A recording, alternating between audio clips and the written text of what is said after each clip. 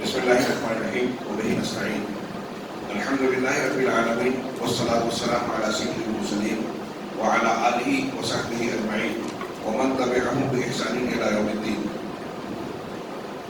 اعوذ باللہ من الشیطان الرجیم.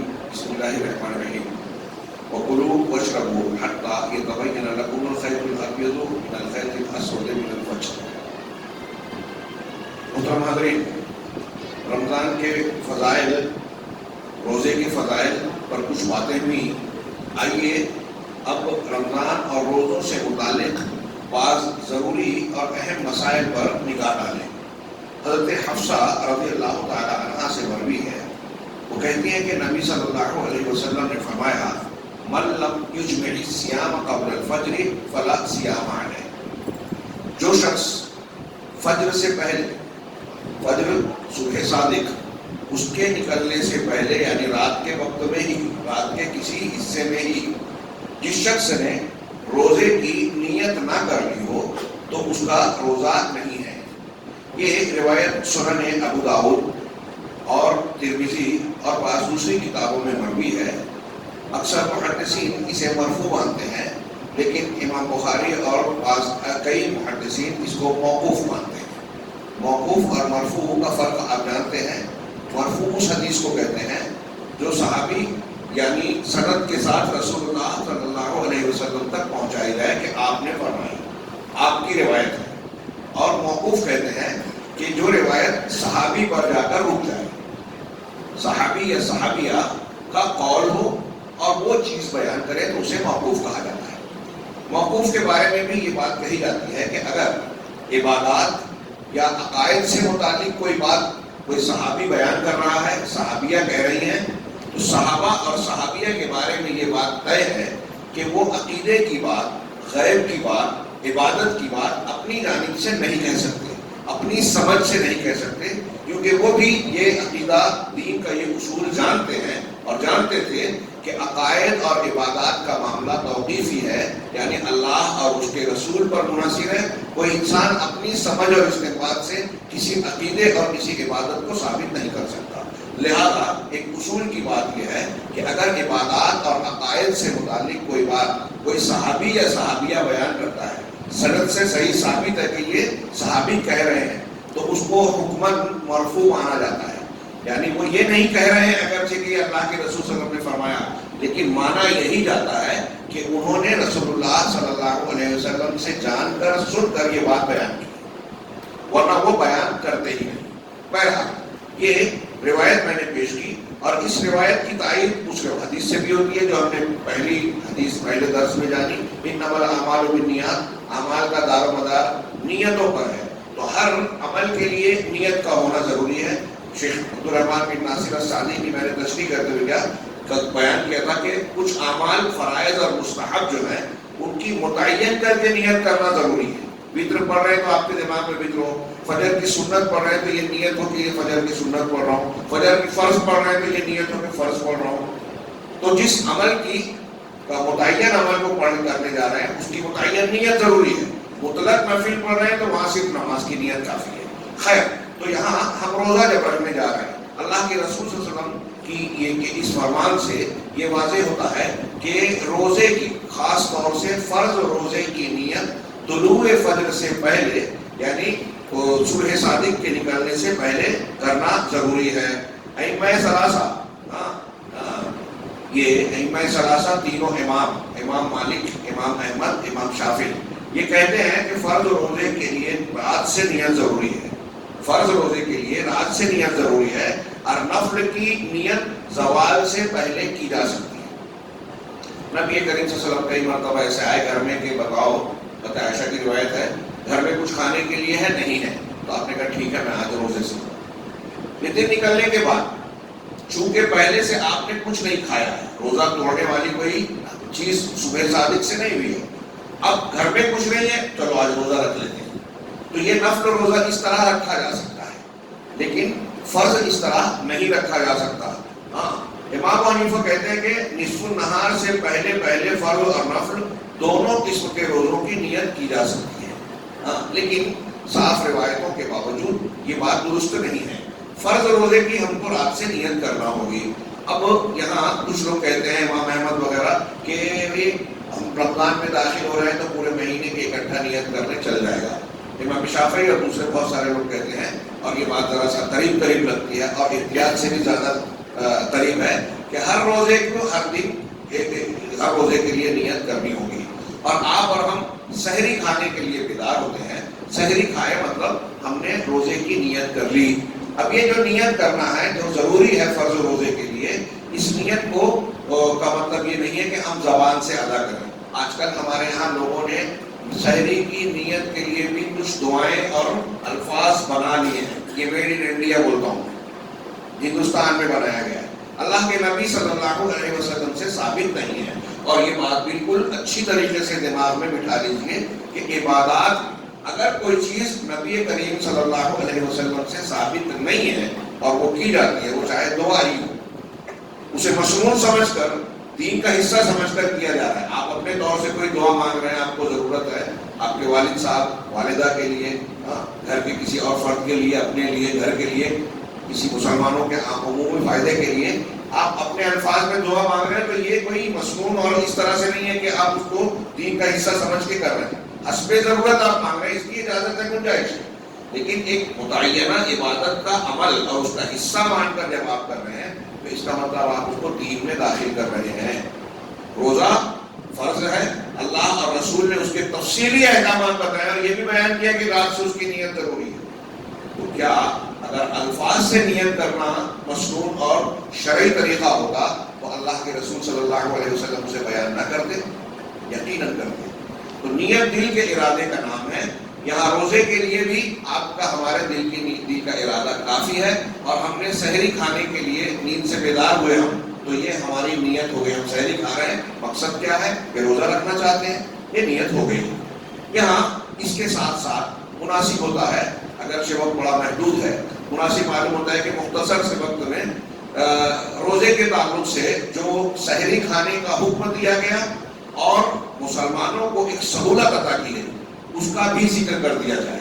ابتدائی اسلام میں یہ حکم تھا پہلے سے جو چلا آ رہا تھا کہ ایک آدمی روزہ رکھا، اگر وہ افطار کر لیا، کھانا کھا لیا، ایک مرتبہ وہ سو گیا، تو اب دوبارہ گھنٹے، 2 گھنٹے، 4 گھنٹے کے بعد اس کی آنکھ کھلے گی تو وہ دوبارہ کھا نہیں سکتا، اپنی بیوی سے مل نہیں سکتا، ہم بستری نہیں کر سکتا. اب دوسرے دن جب سو گیا تو دوسرا روزہ اس کا شروع ہو گیا، اور دوسرے دن جب سورج غروب ہوگا تبھی وہ افطار کر سکتا ہے، کھا سکتا ہے. یعنی اس کا روزہ وصال کا ہو جاتا تھا. اس طریقے سے ایسے کچھ واقعات ہوئے کہ کھیت ویت میں کام کرنے کے بعد بعض صحابی گھر آئے کھانے کے لیے، گھر میں کچھ تھا نہیں، روزے سے تھے. بیوی نے کہا کہ ہمارے گھر میں تو نہیں ہے، میں پڑوس سے کچھ انتظام کرتی ہوں. اور وہ پڑوس سے انتظام کرنے گئی، واپس آئی تو وہ صحابی سو گئے. بڑے افسوس کا مقام تھا. یعنی وہ تھکے ہارے، پہلے سے بھوکے، گھر میں کھانے کے لیے کچھ نہیں ہے، اور پھر سے نیند آ گئی. اب جب نیند آ گئی تو کل کا روزہ شروع ہو گیا، دوبارہ کھا نہیں سکتے. ایسے ہی خواتین کے معاملے میں انشاءاللہ وہ کل کے درس میں پڑھیں گے کہ عورتوں سے بھی نہیں مل سکتے، تو اس پر بھی صبر کرنا لوگوں کے لیے بہت مشکل تھا. اللہ تبارک و تعالیٰ نے اس سلسلے میں جو ہے اس امت کو رخصت عطا فرمائی. حضرت عدی بن حاتم رضی اللہ تعالیٰ عنہ کی روایت ہے، آپ نے فرمایا لما نزلت حتی یتبین لکم الخیط الابیض من الخیط الاسود، جب یہ آیت نازل ہوئی کہ سفید دھاگا کالے دھاگے سے الگ ہو جائے، یہاں تک کہ سفید دھاری کالے دھاری سے الگ ہو جائے، عمدت الی عقار اسود، اس سے آیت سے پہلے کا ٹکڑا ہے وَقُلُوا وَاشْرَبُوا حَتَّى يَتَبَيَّنَ لَكُمْ الْخَيْطُ الْأَبْيَضُ مِنَ الْخَيْطِ الْأَسْوَدِ، کہ کھاؤ پیو. رمضان کی رات میں اس آیت کا پہلا حصہ ہم کل پڑھیں گے کہ اللہ تبارک و تعالیٰ نے روزے کی رات میں تمہاری بیویوں سے ملنا حلال کر دیا ہے. انشاءاللہ وہ کل کے درس میں آئے گا. اللہ تبارک و تعالیٰ نے آگے فرمایا کہ کھاؤ پیو، رمضان کی رات میں کھاؤ پیو یہاں تک کہ کالی دھاری سفید دھاری سے الگ ہو جائے. تو حضرت عدی کہتے ہیں کہ جب میں نے یہ آیت سنی تو میں نے ایک کالا دھاگا لیا، ڈورا، اور ایک سفید، اور ان دونوں کو اپنے تکیے کے نیچے رکھ دیا. فَجَعَلْتُ أَنظُرُ فِي اللَّيْلِ، اور رات کے اندھیرے میں اسے دیکھتا تکیے کے نیچے سے نکال کے. کہ یہ کالا دھاگا سفید دھاگے سے الگ ہوتا ہے کہ نہیں ہوتا ہے. ہاں وہ کہہ رہے ہیں فجعلت انظر فی الليل فلا يستبين، تو بڑی دیر تک مجھے کالے اور سفید میں فرق محسوس ہی نہیں ہوا، اس میں وضاحت ہی نہیں ہوئی. فغدوت علی رسول اللہ صلی اللہ علیہ وسلم، تو میں صبح اللہ کے رسول صلی اللہ علیہ وسلم کی خدمت میں پہنچا، آپ کے پاس حاضر ہوا. وذکرت له ذلك، اور اپنے اس عمل کا ذکر کیا کہ میں نے ایسا ایسا کیا. وقال انما ذلك سواد الليل وبياض النهار، یہ جو تم کالا دھاگا سفید دھاگا کر رہے ہو، آگے ایک دوسری روایت میں ہے اللہ کے رسول صلی اللہ علیہ وسلم نے سن کر ہنس پڑے اور کہا کہ تم نے اپنے تکیے کے نیچے بہت بڑی چیز رکھ لی. یہ کالا دھاگا سفید دھاگا، یہ اس سے مراد یہ دھاگا نہیں ہے، بلکہ افق میں جو سفیدی آتی ہے صبح صادق کی، ایک صبح کاذب ہوتی ہے، صبح جو ہوتی ہے ایک کو جھوٹی صبح کہتے ہیں. حدیثوں میں اس کی وضاحت ہے کہ صبح صادق سے کافی پہلے آسمان میں اوپر سے نیچے کی طرف ایک ہلکا اجالا ہوتا ہے. اس کی شکل جو ہے بھیڑیے کے دم کی طرح ہوتی ہے، حدیث میں ہی بیان کیا گیا ہے. وہ صبح کاذب ہوتی ہے، اس اجالے کو دیکھ کے لوگوں کو یہ شک ہوتا ہے کہ صبح ہونے جا رہی ہے، لیکن وہ تھوڑی دیر میں وہ اجالا غائب ہو جاتا ہے. پھر کچھ دیر کے بعد یہ دھاری جو افق میں چوڑائی کے اندر ظاہر ہوتی ہے، مشرق کی سمت چوڑائی میں نیچے سے سفید دھاری پیدا ہوتی ہے، یعنی اجالا ہلکا ہلکا آتا ہے، یہ ہے سفید دھاری. یعنی صبح کی سفید دھاری رات کی کالی دھاری یعنی رات کے اندھیرے سے الگ ہو جائے، یہ اس آیت کا مطلب تھا. چنانچہ اللہ کے رسول نے کہا کہ انما ذلک سواد اللیل و بیاض النہار، یہ جو کالی دھاری اور سفید دھاری ہے نا، کالی دھاری سے مراد رات کا اندھیرا اور سفید دھاری سے مراد صبح کا پردہ ہے، اجالا ہے.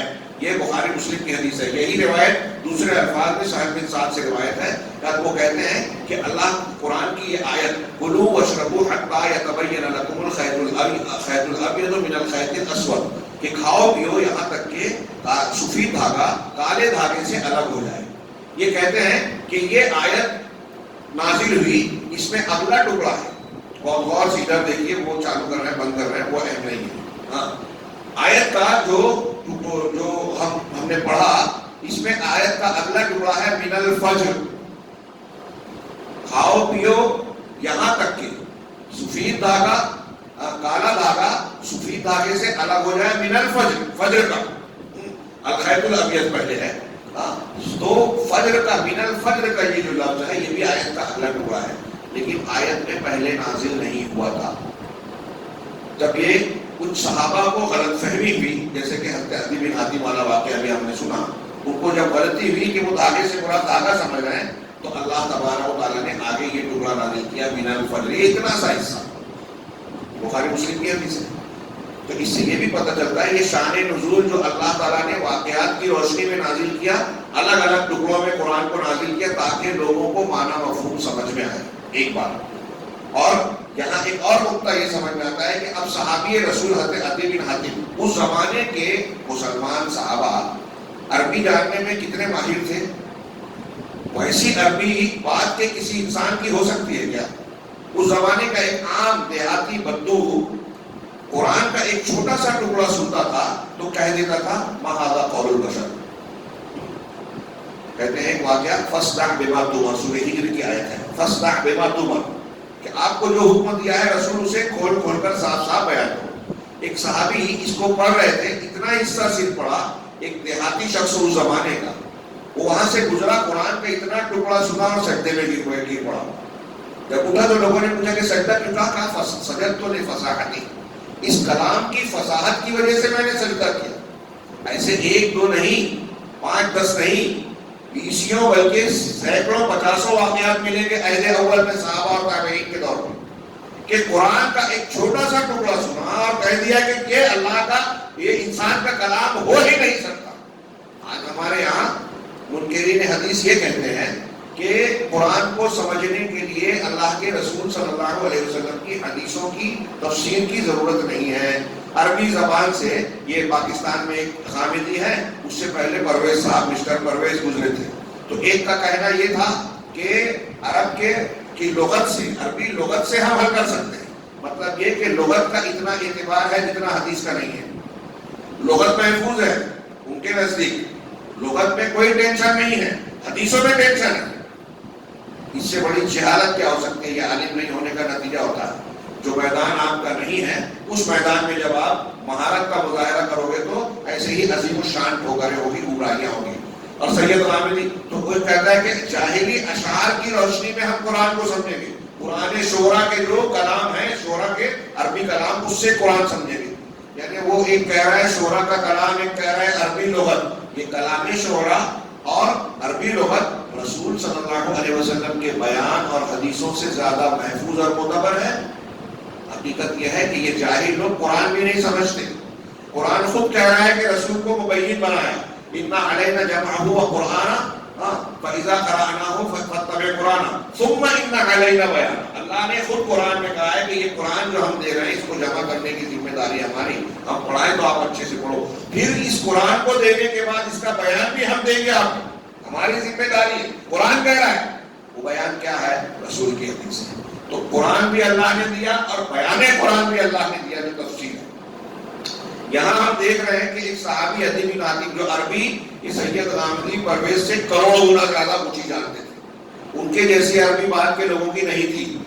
عربی جاننے کے باوجود قرآن کی آیت کو سمجھنے میں غلطی ہو گئی ان سے. جب سفید دھاگا اور کالا دھاگا، رات کا اور سفید صبح کا اجالا، یہ مراد دیا گیا قرآن میں، تو انہوں نے اپنے تکیے کے نیچے دھاگا رکھ لیا اور نبی کریم صلی اللہ علیہ وسلم نے اس کی وضاحت کی اور قرآن نازل ہوا. تو شیخ حضرت سہل بن سعد کہتے ہیں صحابی کہ من الفجر ابتدا میں نازل نہیں ہوا تھا. فَكَانَ رِجَالٌ إِذَا أَرَادُوا الصَّوْمَ رَبَطَ أَحَدُهُمْ فِي رِجْلِهِ الْخَيْطَ الْأَبْيَضَ وَالْخَيْطَ الْأَسْوَدَ. تو اب ایک آدمی، حضرت سہل کہتے ہیں کہ جب وہ اتنی آیت نازل ہوئی تھی تو ایک آدمی جو ہے وہ اپنے پیر کے اندر ایک پیر میں سفید دھاگا اور کالا دھاگا باندھ لیتا اور برابر کھاتا پیتا رہتا، یہاں تک کہ اس دھاگے کو دیکھ کر یہ محسوس کرتا کہ ہاں یہ سفید ہے، یہ کالا ہے. جب یہ سمجھ میں آنے لگتا کہ یہ کالا ہے، یہ سفید ہے، تب کھانا رکتا. کہا اللہ تعالیٰ نے کالے دھاگے اور سفید دھاگے کے الگ الگ ہو جانے تک کھانے کی اجازت دی ہے. تب اللہ تبارک و تعالیٰ نے آیت کا ایک ٹکڑا نازل کیا، من الفجر، یعنی سفید دھاگا کالے دھاگے سے، فجر کا سفید دھاگا یعنی سفید دھاری، اجالے کا رتی دھاری، یہ الگ ہو جائے. وعلم، حضرت سہل کہتے ہیں چنانچہ اس وقت ان لوگوں کو معلوم ہوا کہ اس سے مراد رات اور دن ہے. یہ بھی متفق علیہ روایت ہے. اس حدیث سے قرآن کی آیت میں اللہ تعالیٰ نے بتایا کہ رمضان کی رات میں ہم کو اور آپ کو کھانے کی اجازت مل گئی اور پھر کھانے کی اجازت آخری وقت تک ملی. ہم آگے کے دروس میں جانیں گے کہ دیر تک سحری کرنا چاہیے. نبی کریم صلی اللہ علیہ وسلم نے فرمایا، حضرت انس وغیرہ کی، بخاری وغیرہ کی روایت ہے، آپ نے کہا تسحروا فإن فی السحور برکہ، سحری کو کھاؤ اس لیے کہ سحری کھانے میں برکت ہے. یہ میرے سامنے شیخ فوزان کا کتابچہ ہے، اس میں سحری کی برکت کئی شکلوں میں ہوتی ہے بتایا کہ سحری کھانے میں برکت ہے. آدمی جب سحری کھاتا ہے تو روزہ کھانے کے لیے قوت ملتی ہے، اس کی برکت کا ایک پہلو یہ ہے. سحری کھاتا ہے تو فجر سے پہلے جاگتا ہے، بیدار ہوتا ہے، وہ دعاؤں کی قبولیت کا، اللہ سے قربت کا وقت ہے. اس کی برکت کا ایک پہلو یہ ہے.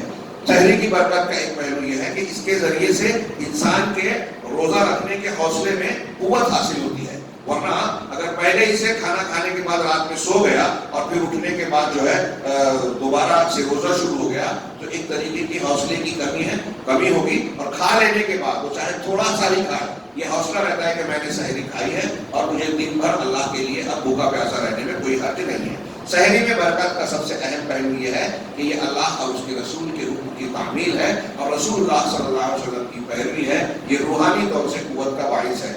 سحری کی برکت کا ایک پہلو یہ بھی ہے کہ اللہ کے رسول صلی اللہ علیہ وسلم نے فرمایا کہ اہل کتاب کے اور ہمارے روزے کے درمیان فرق کرنے والی ایک چیز ہے سحری. اہل کتاب مغضوب علیہم والضالین کے طریقے کی مخالفت کرنے کی ہم کو تعلیم دی ہے، شریعت کا ایک اصول ہے. تو چونکہ وہ روزہ رکھتے ہیں، ہم بھی روزہ رکھتے ہیں، تو ان کے روزے اور ہمارے روزے میں فرق کیسے ہوگا؟ سحری سے ہوگا. وہ داڑھی رکھتے ہیں، ہم بھی داڑھی رکھتے ہیں، تو ہم داڑھی کا رنگ بدل کر، مونچھ کو کاٹ کر ان کی مخالفت کریں. یہ شریعت کا ایک اصول ہے. علامہ ابن تیمیہ نے اس موضوع پر مستقل کتاب لکھی کہ مسلمانوں کو یہود نصارہ اور مشرکین کی مخالفت کرنا چاہیے. چنانچہ سحری کا اہتمام کیا جائے. رات کو اللہ تعالیٰ نے کھانے کی اجازت دی. یہ امت محمدیہ پر احسان و کرم کیا اور رات کے آخری وقت تک کھانے پینے اور ہم بستری کی اجازت ہے. یہ ہم بستری والی بات اور اس سے متعلقہ کچھ احکامات انشاءاللہ کل کے